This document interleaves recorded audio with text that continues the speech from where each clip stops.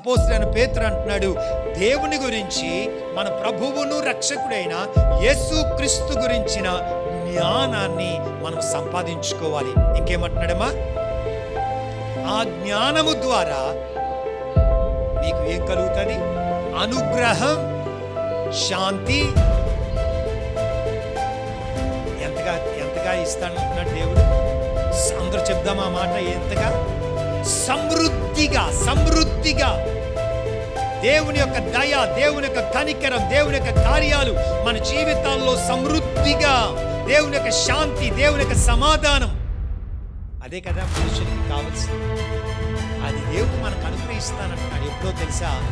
దేవుని గురించిన జ్ఞానం, మన ప్రభువును రక్షకుడైన యేసుక్రీస్తు గురించిన జ్ఞానాన్ని మనము సంపూర్ణంగా తెలుసుకున్నప్పుడు మన జీవితాలకి, మన కుటుంబాలకి, మన పరిస్థితులకు కావలసినవన్నీ దేవుని సంగమా ఆయనలో మనకు పొందుకుంటాం.